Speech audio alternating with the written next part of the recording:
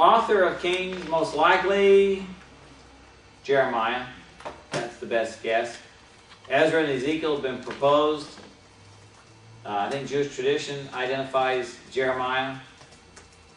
The timing of it would fit, and those kinds of things. There are 3 sources identified in Kings: the book of the Acts of Solomon, the book of the Chronicles of the Kings of Israel, and the book of the Chronicles of the Kings of Judah. So whoever it was had access to those. Apparently when Israel fell to the Assyrians, somehow their records made it down to Judah. Either that or the reference to the book of the Chronicles of the Kings of Israel referred to Saul, David, and Solomon's reign. That could be 2.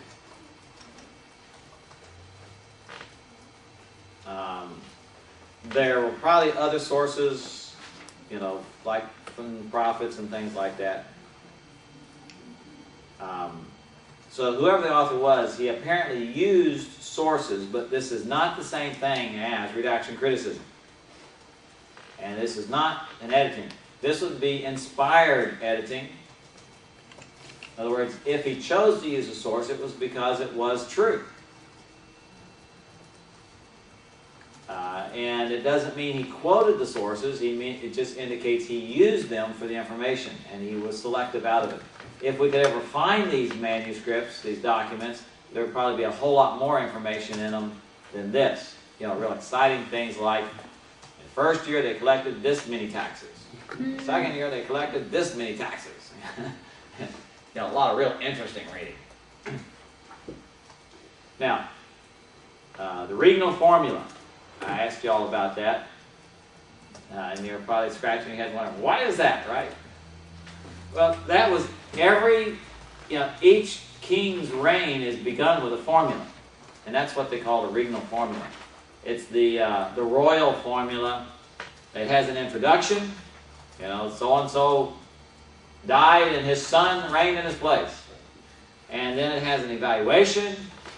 He was a good king, he was a bad king. He was good like David, but not quite as good as David, or he was bad, not unlike David. In other words, there would be some kind of assessment of him. Or in the north, it would be he was he was worse than Jeroboam, or he was better than his father, but didn't get any better than Jeroboam. Some kind of assessment, and then there would be some kind of reference to other deeds.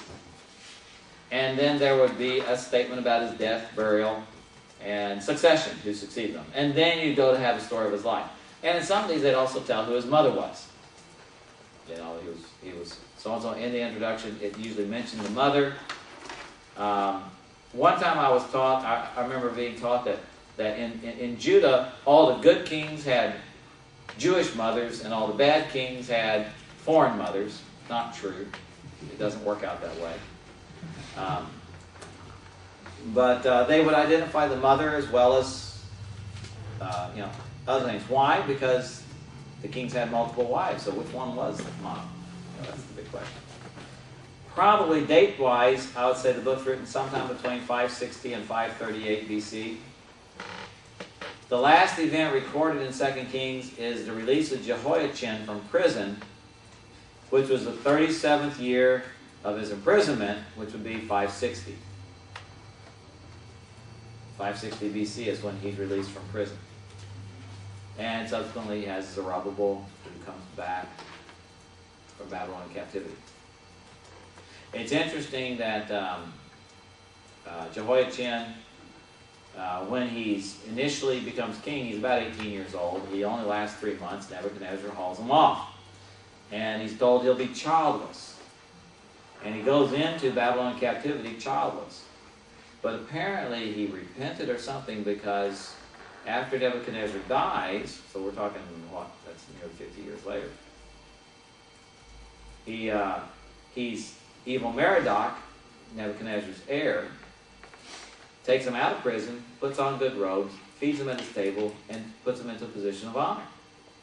He becomes a guest instead of a prisoner. And apparently marries, has kids, and carries on the line of Christ. And that may be why in Matthew's genealogy, Matthew says there's 14 generations from here to here to here to here. Well, there's only 13 generations in the last group because he's in the second group. But some theorize that what it is he ended the second group childless, but he becomes a part of the line of blessing, and he is also he enters into the third group with the heir. And so he actually is in both lists because his status changed. Interesting theory.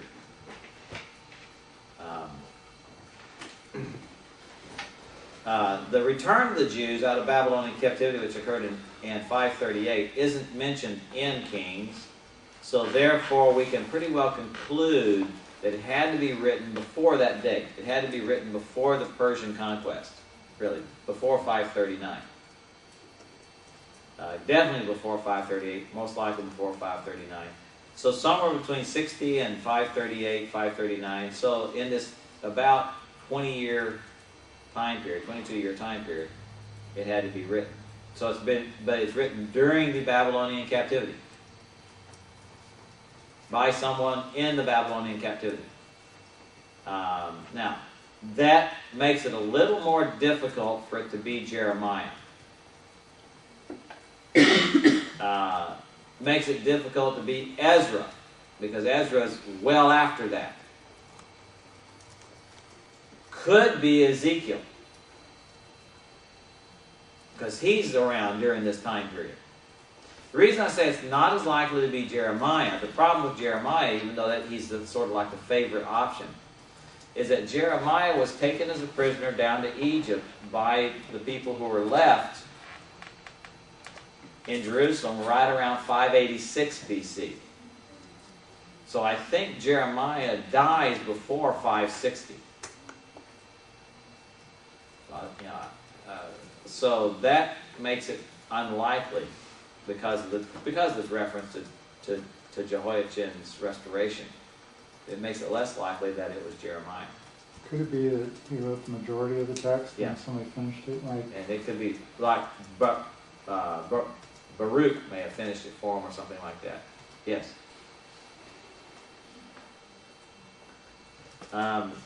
Key theme of Kings. I think the key theme here, the point of Kings, is covenantal blessings and curses. Covenantal blessings and curses. Kings really is a continuation of the Deuteronomistic history. In other words, the history of Israel coming out of Deuteronomy, which includes Joshua, Judges, Samuel, and Kings, shows you the outworking of the Mosaic covenant in the life of the nation. And this carries that concept now from the conquest of the land, the distribution of the land, the consequences of early sin, and then now the consequences of later sin is all shown here. And one of the things that comes out of the book of Kings is that they're blessed or cursed in accordance with the Mosaic covenant. God made some promises, and one of them is if you're obedient, I'll bless you in these ways. If you're disobedient, I'll curse you in these ways. And Kings records blessings and curses that follow the pattern of Deuteronomy. And so the message, as I gave you in the message statements, is that God's blessings and cursings on Judah and Israel came in accordance with His covenant. And as a result of either faith and obedience, that brought the blessing, or disobedience, that brought the cursing. Broad outline. 1 Kings chapter 1 through 11 is Solomon. The reign of Solomon. Both the blessings and the cursings.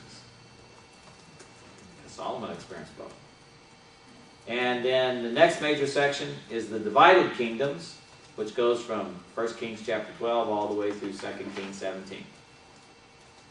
So you go from Solomon's kingdom to the divided kingdom, and then of course 2 Kings 18 through 25 is just about Judah, because they're all that's left. Now, some of the key people in the book of Kings, of course, is Solomon. David is not a key person, even though he's there.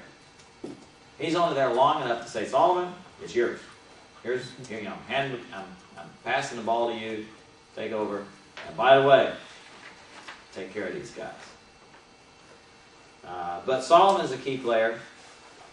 Jeroboam is, Jeroboam becomes the measure of all the kings of the northern tribes of Israel. And God uses him to divide the kingdom. And he has the opportunity for an enduring dynasty. And blows it. But he is the source of the northern nations' failures. Of course, Rehoboam, he gets 3 chapters. He does get a lot of attention. But he's the guy who loses the kingdom. He splits the kingdom. Ahab and Jezebel are key players. They really do end any hope for the northern tribes. And of course, they get a lot of attention. They get about 6, 7 chapters. A large amount of space.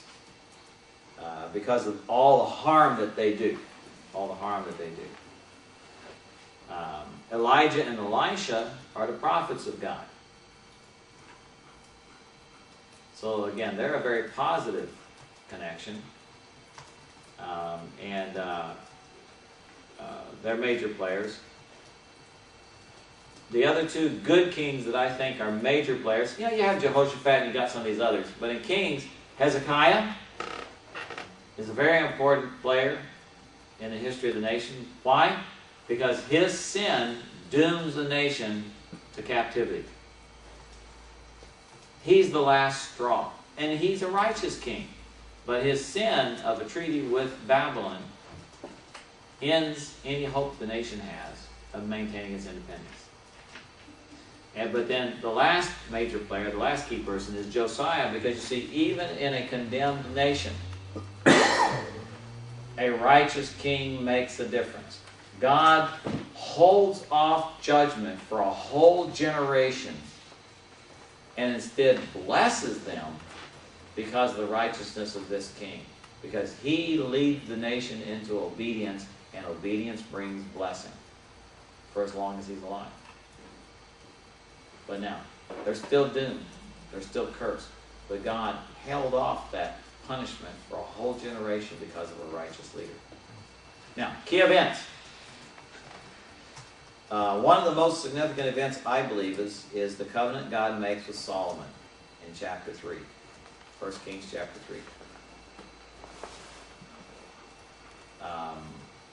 That really establishes the Davidic line. But also the dedication of the temple. In the dedication of the temple, Solomon prays for God to hear from the temple. There in chapter 8. He makes this prayer, requesting that God, he acknowledges that the temple is really just symbolic of God's presence, that it can't contain God and all that. But he says, nonetheless, when someone prays to you, if they've sinned and they pray to you, hear from heaven and forgive. Or if the nation sins and they repent, hear from heaven and forgive. Or if the nation doesn't repent and you send drought and plagues, and then they repent, hear from and hear. Or if a Gentile comes to worship you and prays to this place, hear his prayer. Or if we go into captivity because of our sin, and in captivity we pray to you here, here. So he goes to this list, and God says, okay. Very significant event. Why? Who takes God up on his promises? Later on. Gets him sent to a football game where he knows the team's not going to win. And that's the way it is with the Detroit Lions Den. Yeah. Daniel in the lion's den. Daniel gets in trouble. Why? Because he's praying to Jerusalem. Better yet, Nehemiah praying to Jerusalem. And it's on that basis that he gets the opportunity to go back and rebuild the city. See, so this is such a significant event, the dedication of the temple. Of course, the division of the kingdom in chapter 12 is a major event. It's a turning point in the life of the nation. In chapter 17 of 2 Samuel, you have or 2 Kings, you have the fall of Samaria, the end of the northern nation. And of course, that's where you ended up with the 10 lost tribes of Israel, which aren't lost, but...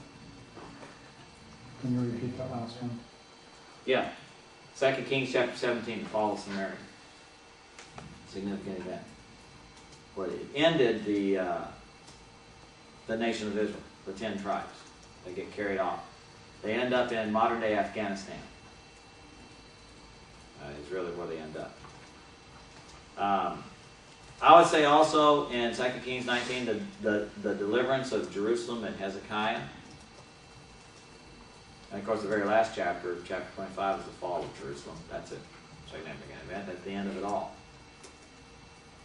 But you see, between 2 Samuel 17 and 2 Samuel 25, both nations fail to repent, and the ultimate consequence of continued rebellion is captivity.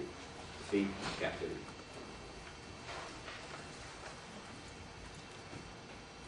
Now, a good term to describe this book would be theological history, because, again, the author is recounting the history of the nation, and he goes back and forth between the kings. You know, he alternates between kingdoms and kings. But he doesn't do it because he's just writing a history of the nations. He's doing it so you can see the hand of God. Just like in Samuel. The whole point of Samuel was not Samuel, Saul, and David. The whole point of Samuel was what God was doing in and through them. And sometimes to them. And same thing here. In Kings, it's not about Jehoshaphat, Asa, Amnon, Manasseh, Hezekiah, whoever. It's not about these guys. It's about what God is doing in and through and to them. And what he does to the nation in response to them. Now it does tell us how significant it is. I mean, there's a principle there. That it really does matter how we live our lives. We're held accountable. There are consequences. And it's a consequence in accordance to what God has revealed that he is going to do. And that's why we study New Testament commands, and we should live and obey them, because the New Testament makes it very clear there are consequences to our obedience and disobedience of his commands in the New Testament. And one of the points here in Kings is that God kept his promises. He was faithful to his covenant, and let me show you how. And so there's where you have God intimately involved. Well, let's work our way through 1 Kings. And we begin in the first 4 chapters with Solomon taking over the kingdom. And there's some interesting twists and turns in this. You know, in chapter 1, Solomon gets established by David as king. And again, you see the weakness of David in that David has apparently already identified Solomon as his heir. And yet, when Adonijah makes a move to establish himself as the heir apparent and to become the king, David just doesn't do anything. He's passive. It almost appears that he didn't even know about it. Yeah. Now, granted, he's ill. He's feeble. He's dying. He's on his deathbed. He needs a bed warmer. And since they don't have electric blankets, they get him a live bed warmer. And a concubine is really what it is. It's interesting in the text it notes that they did not have sexual relations, because that becomes significant later, because that makes her eligible to be remarried, basically. She's not really a widow, because they're not really married. But David does appoint Solomon. By God's design, the conspiracy is revealed. And God fulfills a prophecy that he made all the way back through Samuel to Eli. Because of Eli's sin, you remember? Because of Eli's sin and not disciplining his sons, God told him that I'm taking the high priesthood from you and I'm giving it to the other line. Remember? Aaron had 2 surviving sons. He had 4, lost 2, ends up with 2 surviving sons. And one, Phinehas, when he drove the spear through the Israelite man and the Midianite princess, God blessed him and said, I'm going to give you the high priesthood. And then because of Eli's sin, he says, now, because of your sin, you're losing it. And I'm now going to give it to Eliezer's line, basically. Well, when Solomon fires Abiathar from being high priest, because Abiathar went with Adonijah. When he fires Abiathar and makes Zadok the high priest, he fulfills God's word to Eli. And so now the high priesthood is in the other line, that line of blessing. And now, he takes out Adonijah. Now, one of the interesting things here in this first chapter, I meant to mention, is when David is dying, he brings Solomon to his deathbed. And I still think it's classic mafia kind of thing. Son, I got some tasks for you to do. Yes, Dad, what do you want me to do? It's after I die. Make sure Joab doesn't die in peace. Basically what David's saying, I was never strong enough to deal with him, but you're smart. Take him out. Yeah, Dad. Got it. And Shimei, make sure he dies a violent death. I had to forgive him. You don't have to. Okay, Dad. Consider it done. And Solomon very shrewdly, wisely, takes these guys out. As well as he takes out his brother. And he establishes himself. And but he does it in a righteous manner. Now, he doesn't execute Abiathar, the high priest, and he says, the reason I'm not doing it is why? Because you suffered so many things with my father. You were there for my father for all those years. And even though you betrayed me, and I'm firing you, I'm not going to kill you. Go back to your hometown, Anathoth, and retire there. This is from Anathoth. In later history. Jeremiah. Who knows, Jeremiah may be a descendant of Abiathar. If not that, some relative. Because Anathoth was one of the priestly cities. And but now he executes Adonijah, Joab, and Shimei, dismisses Abiathar, and gets everything in place. Now, in chapter 3, God meets with Solomon. Solomon asks for wisdom, and we find out in other places that's because David told him to. So now God's going to be with you. When he does, don't ask for wealth, don't ask for your enemies, ask for wisdom. So Solomon follows his father's advice, and God is pleased and says, not only will I give you wisdom, but I will give you wealth in the neck of your enemies. I'll give you everything. And so God enters into a covenant with him. Now, his wisdom is demonstrated in this situation with the two harlots. Why does that strike such fear into people's hearts? Because he's a young man. He's probably only like 17, 18 years old when he becomes king. He's a young man. I forget what the age is he's identified, but he's not all that old. Why does it strike such fear into people's hearts?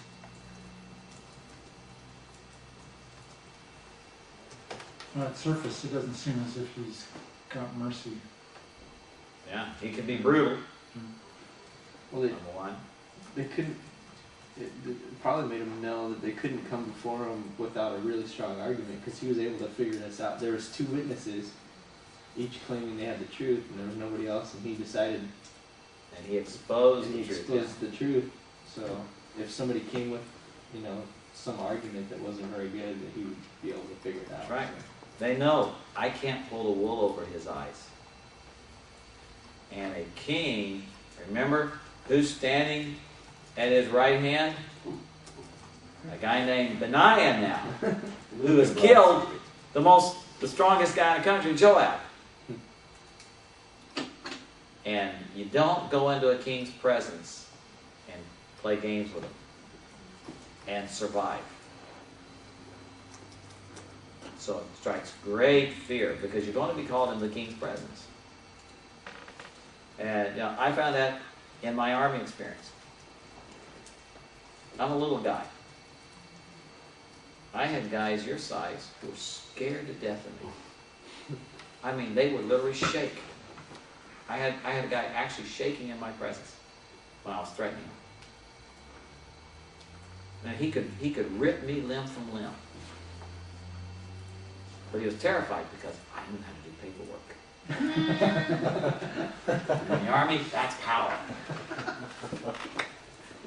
It's the funniest thing. But you know, they had that feeling that if I came after them, there was no surviving. And we had one situation where a young private went down, he was in the supply room one day and he was in tears. The supply sergeant asked him why. And again, he was literally shaking and in tears, just mortified. He said, I love the Army, I want to stay in the Army. Well, I know I'm going to get kicked out of the Army, and I don't want to. He says, why is that? He says, LTD is going to kick me out. Because I had announced, I was the executive officer of the company, and I had announced that my goal in life was to kick one person out every month. And I began my tenure there, that 3 days after I made that announcement, the first guy got kicked out. About a week after that, the second guy got kicked out. You know, and they were just boom, boom. And I did. I averaged one a month while I was the executive officer. And so this guy's just in tears and shaking. And the sergeant said, how do you know he's going to kick you out? He said, I was going down the hallway 3 days ago, and he looked at me and said, get your uniform straight. And I don't know what I'm going to do. And the sergeant started laughing. He says, you don't have to worry about anything. He said, really? Why not? He says, because you're still here. He stopped. He said, oh, yeah. And he smiled and he was happy. I didn't even remember the incident. I mean, you know, that was my job. I just walk along and say, hey, straighten up that uniform. You know, just going on with life. But, you know, you have this fear that you can create. And we got that because we played this Mutt and Jeff game with the company commander. He's the nice guy, I was the bad guy. And you know, it was an illusion, and the sergeants supported it, and it helped keep the privates in line. But that fear became something that then was a useful tool. Same thing with Solomon. When he can figure this out, you don't mess with him. And it really, God used this instance to bring not only respect for him, because he's a young guy. People are thinking, oh, young, inexperienced guy, we can pull it off on him. After that, they're going, he may be young, but you don't mess with a king. And so God establishes him through these things. And you see here in Kings all the blessings that come. And we're told that his wealth grew, his fame spread. You have the thing about his wisdom. This all looks pretty good. And then the author pauses to tell us about the temple, the building of the temple. And in chapter 5, you know, he begins building the temple. He contacts Hiram, and again, very wisely enters into a contract for labor and materials, pays very generously, and Hiram is very impressed. Again, very positive. He builds a temple beginning 480 years after the Exodus. And we can use that to date the Exodus. The starting date would be about 966 BC. You go back 480 years, that ends up, again, about 1445, somewhere around there. And so he finishes it. He builds his own house. He builds a house for his Egyptian wife who's unclean. He then furnishes the temple, brings the ark into it, and dedicates it in chapter 8. By the way, this is the longest prayer in the Bible. And this is the prayer where he says, you know, hear from heaven and hear our prayer. And God says, I will. And God accepts it. Now, how do we know that God was pleased with Solomon's temple? Shows that he moved in. Yeah, God moves in. Fills it up with the Shekinah glory. And what happens to the sacrifice that they put there? Fire from heaven, and it's gone. God liked it. Sign of approval. You know, when do we have that kind of a response from God? We had it on Mount Carmel. We had it at the dedication of the tabernacle. And really, only one other spot. It's in the Revelation. I don't know. Well, you have fire from heaven in Revelation, but that's... You remember Samson's parents make a sacrifice. Oh, it's Nazarite Yeah, for his Nazarite vow, and it's consumed, and God goes up in smoke. An interesting little aside there.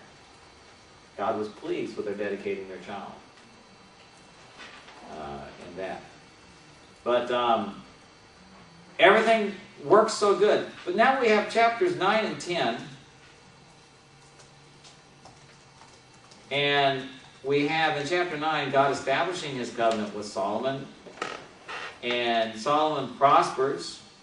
He puts the Canaanites to forced labor.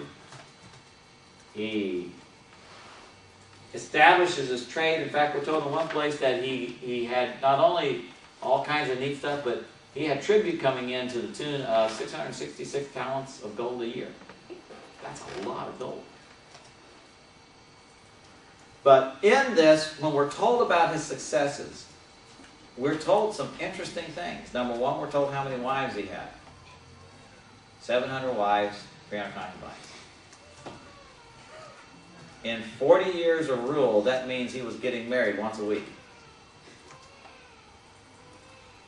And most of those were political marriages. Most of those he probably only ever saw once. And then they were taken to his harem, and they lived out the rest of their lives in isolation, well, with all the other gals. It was a very cruel system. Probably the only person that had a bigger harem was Nebuchadnezzar, or not Nebuchadnezzar, Cyrus. Not Cyrus, it was Ahasuerus, Esther's husband. He probably had that big of a harem. But he did that. It says, we're told that he got so wealthy that silver was like gravel. Everything was gold. Why? Because he controlled all the trade routes between Africa and Asia. All three main roads came through his territory that he controlled. He had the King's Highway, which was between the Arabian Desert and the Jordan River. It went right along the edge of the desert, and it was the fastest one. They called it the King's Highway because kings would use that to move armies. Then you had the main route through central Judea, through the ridge route that went right past Jerusalem, and right down through that mountain ridge parallel to the Jordan River on the other side of the Jordan from the King's Highway. Then you had a third highway that followed the foothills between the mountaintops and the Mediterranean Sea.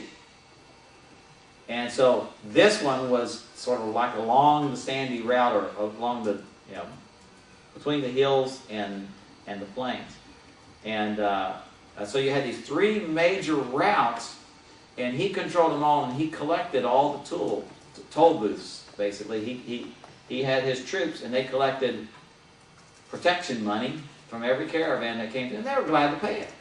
Because remember, he builds the chariot cities, and they're guarding these routes. But when you have that kind of control, you're getting everything. And so that's why he's fabulously wealthy. Well, and on top of that, he also had the shipping routes too. That's right. The trade routes there. Right. He's got the sea routes under his control too. So very powerful, very wealthy. Now what we know is what's going on at this time in the rest of the world. Everybody else is very weak. God weakened all the other nations to strengthen Solomon's nation.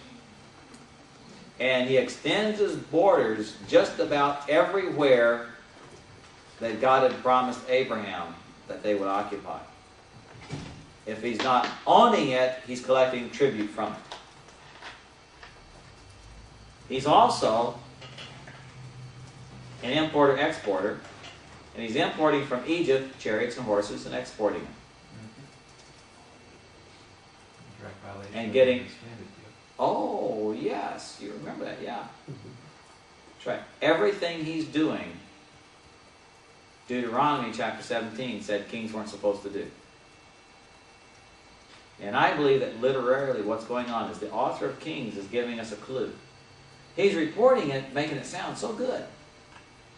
But if you know your law, you know it's bad. It's sort of like, I think, what happened in 1 Samuel when he reported the fact that Saul was from Gibeah. He rescues Jabesh Gilead by cutting his oxen into 12 parts and sending them out, just like happened in the book of Judges. Yeah, he makes the connection between Saul and the cursed Benjamites and Judges, and you realize Saul's doomed. Well, here, if you really understand the Mosaic Law, you realize this ain't going to end up good. Because Solomon he did something good, he built a temple. But he blows it. He starts out well like his dad David, but he blows it in the end. And so we're told then in chapter 11 that because of all these wives he married, he starts worshiping their gods. And that brings consequences. That in his old age he turned from God. And the gods listed included Moloch, which would indicate that he probably did child sacrifice. That the wife that he built the temple for, probably he did get her pregnant, and she probably sacrificed that first child to Moloch. An abomination to God. And so God raised up adversaries. Jeroboam, who was over his forced labor, and then Hadad, who's trying to restore which country?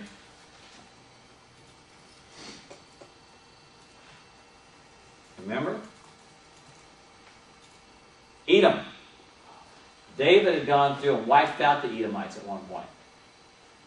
Not in the sense of exterminator, but killed a whole lot of them. And he's trying to get Edom free. He had fled to Egypt, and he came back to rebuild Edom. Most of the Edomite men were killed by David in the war with Edom. And but they recovered, and so he comes back. And he also raises up Rezon from the Syrians. So God begins to raise up adversaries, and in the end, where he promised Solomon a reign of peace if he'd been obedient, the end is he's got all kinds of headaches. Now, we know from Ecclesiastes that in the end, Solomon apparently woke up and repented. Because Ecclesiastes, the way it's written, indicates it's in Solomon's older age. So apparently Solomon learned his lesson and straightened things out. But it was too little too late. By then, the curse was already there. Because by then, God had already promised that he was going to take the kingdom from him and divide it off from him. So his sins had consequences. That's interesting. He reacts like David and repents. No, he reacts like Saul and tries to kill off Jeroboam. Even though God has said, I'm going to do it through Jeroboam. And when he finds out God is going to do it through Jeroboam, he tries to thwart God's plan by hunting down Jeroboam and killing him. But of course, God won't let that happen. So, Kings does not paint a very pretty picture of the end of Solomon's life.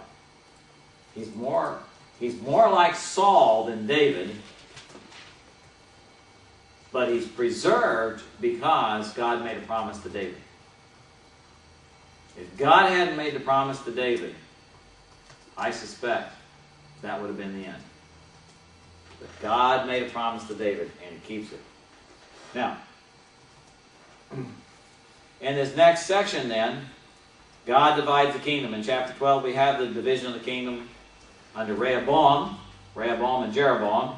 The way to remember which is which is Jeroboam is a Jerry bomb. He blows things up. And Rehoboam didn't have a ray of hope. He was doomed from the beginning. Now, we're told that this was all by God's design. And I think here's one of these cases where you can see how God exercises his sovereign control through human agency, where people are exercising their own free will, though it's predetermined what they're going to do.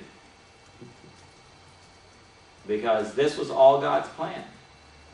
And I find it real ironic because one of the things that Solomon says in Ecclesiastes is how foolish it is for someone to work all their life accumulating stuff only to pass it on to an heir who may turn out to be a fool and squander it all. And that's exactly what happens to Solomon. The son he chooses to be king ends up losing it all. Not just dividing the nation, but losing all of his wealth to the Egyptians when they come and plunder Jerusalem. So all the wealth that Solomon was able to accumulate ended up being made into Egyptian jewelry and probably buried with the Pharaoh. And then stolen, of course, by grave robbers. And redone. But it's blown. Now, when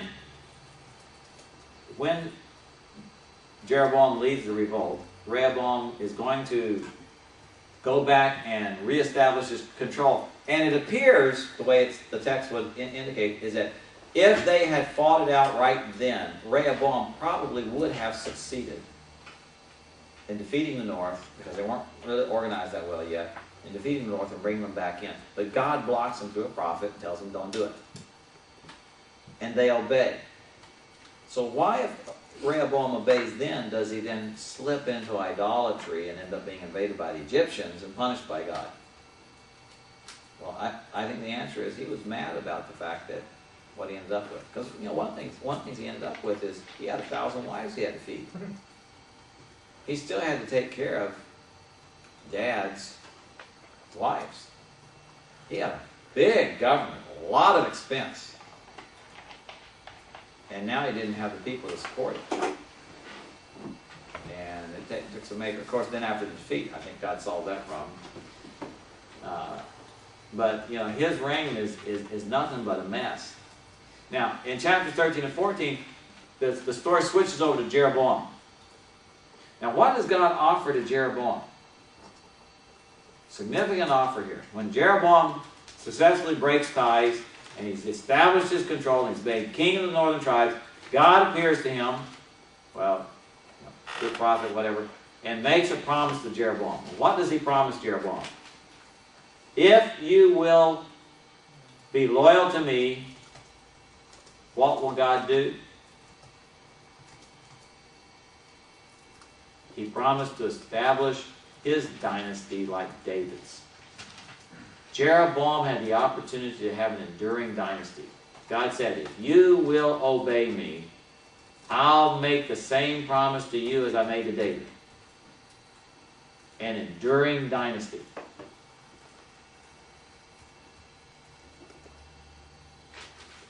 So that's the promise made to Jeroboam in chapter 12. So what does Jeroboam do? He makes 2 golden calves, takes you right back to the wilderness, calls them Yahweh. These are Yahweh who brought us out of the land of Egypt and gave us this land. So he would say, I'm still worshiping God.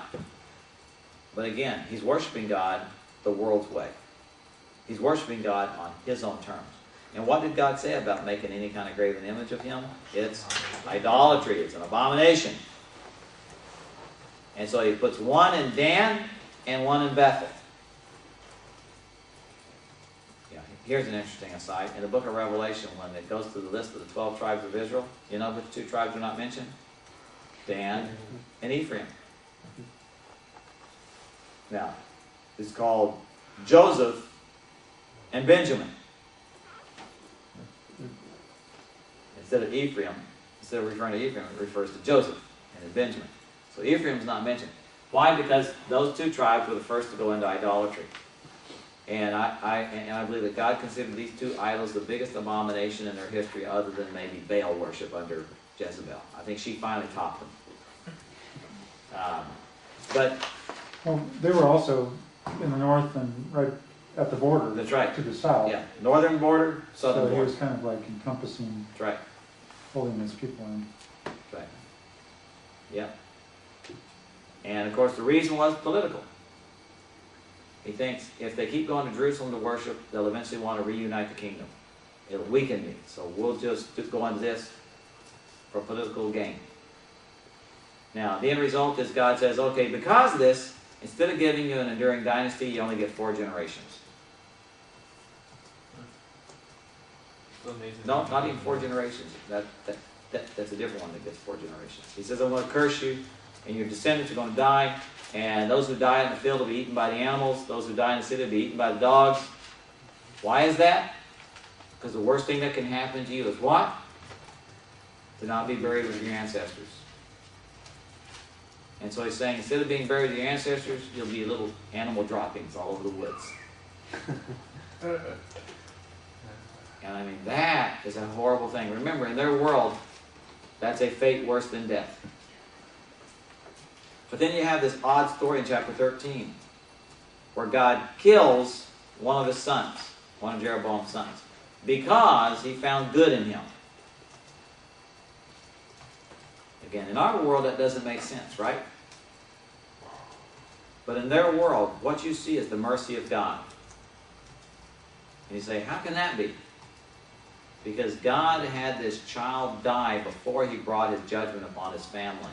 And the child, instead of being eaten by animals, gets to be buried with his relatives. And that was an act of kindness on God's part to that child. He showed him mercy. Now, it's a severe mercy, to use a term that C.S. Lewis coined. But it's a great mercy. It's mercy. And that God, in cursing the family, blessed this child, even though it meant the child had to die. Because God couldn't fulfill his promise to wipe out Jeroboam's descendants and leave this kid. So he had to take him. I suspect we'll meet that little boy in heaven. And it'll be interesting to know what he was like. It's a new prosperity theology. I haven't heard that one before. Yeah, a different perspective.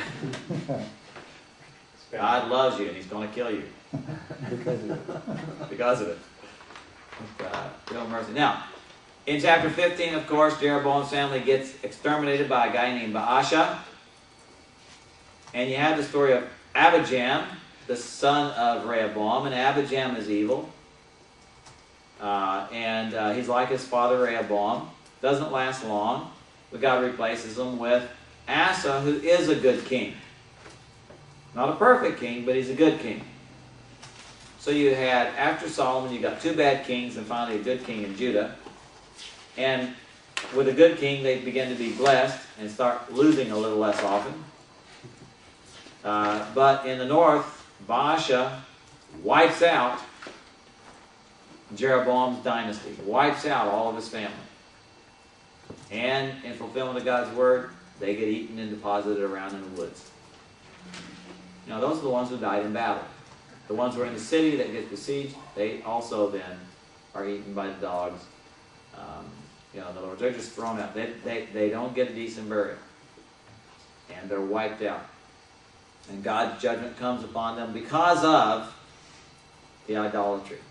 So you see, again, God is still sovereignly in control of the northern tribes of Israel in spite of their idolatry. They may be committing idolatry, but it doesn't change God's sovereign control of what's going on in their nation. And he still holds them accountable to the Mosaic covenant. And even though they're going to stay in this idolatry from this point on, they're still held accountable to the Mosaic covenant. And this new royal line in the northern tribes is still subject to God's rule. He doesn't set them aside. They're still accountable to him. And when they fail to obey, he wipes them out. Unlike David's line, who he will spare only because of the promise he made to David. And God is a God who keeps his promises. Because of the Davidic covenant, David's line will continue. But Jeroboam lost that. And so dynasty after dynasty will end as God replaces dynasty after dynasty. Because God's in control of who really rules. And each one who fails gets rid of and replaces with the next. Now, this then leads to the situation in chapter 16, where now God gets rid of Baasha by replacing him with the Omride dynasty. And Omri is Ahab's father. Ahab and Jezebel, of course, are the famous members of the dynasty, but Omri is the one who actually introduces it. But under Jezebel, Jezebel is the daughter of the king of Sidon. Yeah, she's a Sidonian. And the Sidonians were Baal worshippers. And so she brings it with her and imposes it. And it's very clear, she's the dominant figure in this family. She's clearly a dominant woman, and Ahab is a weak male, and she rules through him. And she has a strong personality, a strong influence, but not for good. Now this leads then to chapter 17 through 19 and the situation with Elijah. A major player here. Elijah comes on the scene. And again, Elijah is an expression of God's sovereign control of the situation where he's now working back through a prophet to guide and discipline a nation. So you've gone backwards in a sense. Where there was where there was no king and everyone did what was right in their own eyes and we needed judges, in essence God brings back now a prophet who judges the nation, but he's disciplining the nation. He's not delivering them, he's disciplining them. And he prays, and you have a 3.5-year famine, or 3.5-year drought. Now in James we're told about this, that Elijah was the kind of man that he prayed and God answered, and because of his character. So Elijah is not just a prophet, but he is a man of character, a man that God listens to, and he deals with him. First of all, he cuts off the rain,